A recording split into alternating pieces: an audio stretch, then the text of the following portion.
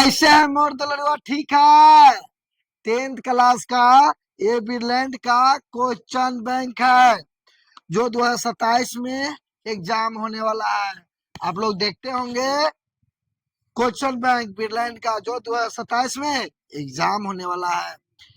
इसका मैथ का एक एक चैप्टर के क्वेश्चन बारीकी से आपके अपने यूट्यूब चैनल विजय सर विद्यागन में पढ़ाया जाएगा। ये भूमिका वस्तुनिष्ठ प्रश्न 1.1 का। चलिए हम लोग ध्यान देते हैं क्वेश्चन नंबर फर्स्ट।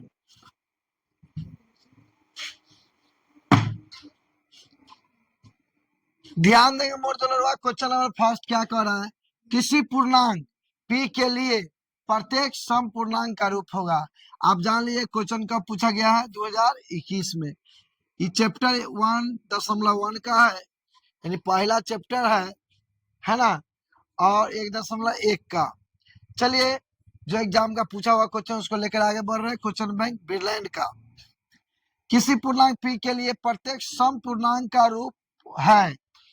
देखिए सम पूर्णांक का रूप होने का शर्त क्या है कि p दिया है या a दिया है, यहाँ पे कोई भी एबीसीडी में का अक्षर हो उसमें सम संख्या से गुना हो। पहला पॉइंट, सम संख्या से गुना हो, जैसे 2, 4, 6, 8 इतना से गुना होनी चाहिए, इतना से गुना होनी चाहिए। और उसके साथ इसमें गुना होने के बाद जुटना चाहिए सम।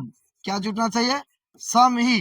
क्योंकि अगर 2, 4, 6, 8 से गुना होने के बाद विषम जोड़ देते हैं, जैसे 1, 3, 5, 7, 9 ऐसे जोड़ देते हैं तो भी क्या कहेगा? विषम हो जाएगा।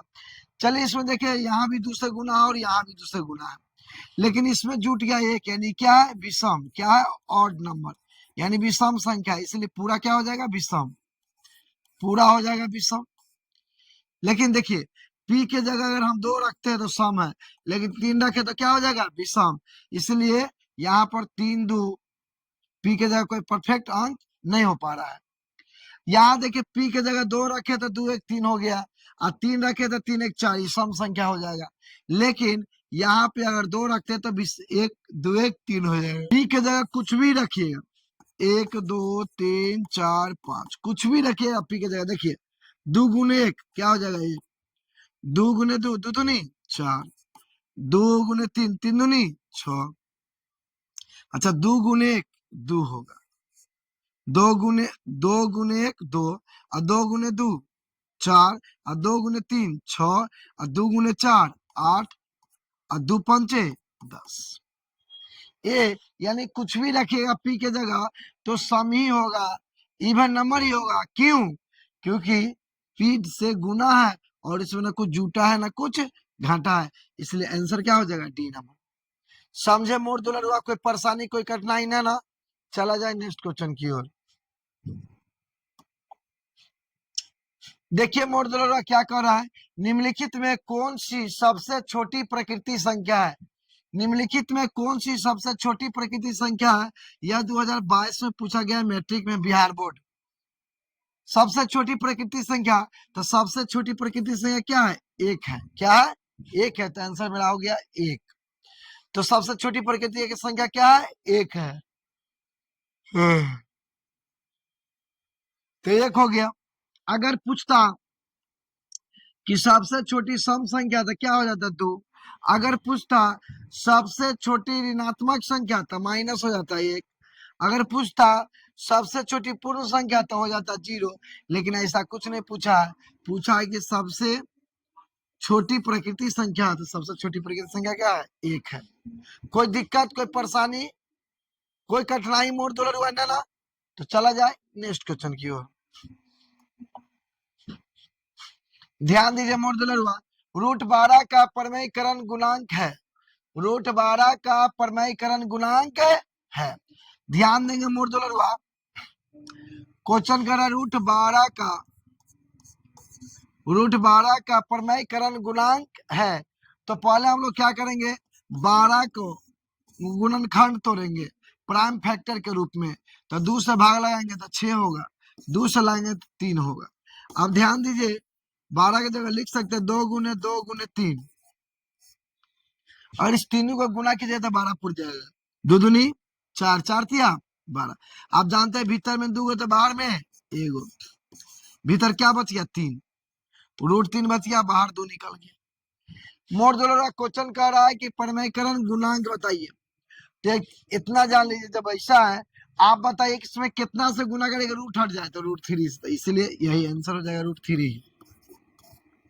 या जब ऐसा क्वेश्चन हो तो फालतू कुछ दिमाग नहीं लगाना है, प्राइम फैक्टर के रूप में तोड़िए, भीतर में डालिए, 2 है तो एगो निकालिए, और जो रूट में बच गया वही आंसर, जो रूट में बच गया वही आंसर। तो बच गया √3, तो आंसर हो गया √3। कोई दिक्कत, कोई परेशानी, कोई कठिनाई नहीं ना।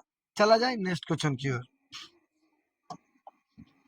देखिए क्वेश्चन क्या कर रहा है, यदि 130 बराबर 15 गुना 8 प्लस 10 एवं 15 बराबर 5 गुना 3 प्लस 0, तो मौसम 130 और 15 का होगा। मोड़ जोड़ ध्यान देंगे, 130 और 15 का मौसम ज्ञात करना है। तो सबसे बड़ी बात यहाँ ये है, कुछ नहीं करना है, इसका लंबा चौड़ा ऐसा ही दे दिया भुतलाने के लिए, डायरेक्ट इस पे ध्यान दीजिए। तो 130 क्या लिखे, 130 और 15 का एचसीएफ ज्ञात करना है। तो ध्यान दीजिएगा क्या है, 15 से भाग देंगे 130 में, एचसीएफ निकालेंगे, तब 15 8 120, 0 3 में से 2 गया 1, अब 10 से लगाएंगे 15 में भाग, एक बार में लगेगा 5, इस 5 से लगाएंगे फिर 10 में, 5 दूनी कटिए, यानी एचसीएफ आया कितना 5। ये जो क्वेश्चन है 2023 में पूछा गया था बिहार बोर्ड 10th एग्जाम में, और इसका आंसर आया 5, जो ऑप्शन नंबर बी है। कोई दिक्कत, कोई परेशानी, कोई कठिनाई नहीं ना। अच्छा समझ में आया मोड़ तोड़ हुआ। तो हम नेक्स्ट क्लास में फिर सीखेंगे 1.2 नेक्स्ट क्लास में फिर हम लोग सीखते हैं। एक एक क्वेश्चन बताया जाएगा क्वेश्चन बैंक से, बिडलैंड क्वेश्चन बैंक से। अगर आप भी चाहते हैं 400 नंबर पार करें तो बिडलैंड क्वेश्चन बैंक को 100% खरीद लीजिए, और उसको आप अपने यूट्यूब चैनल विजय सर विद्यागन पे एक एक क्वेश्चन बारीकी से पढ़ाई कीजिए। ठीक है, आज यहीं तक, फिर मिलते हैं नेक्स्ट क्लास 1.2 में। ओके बाय, जय हिंद।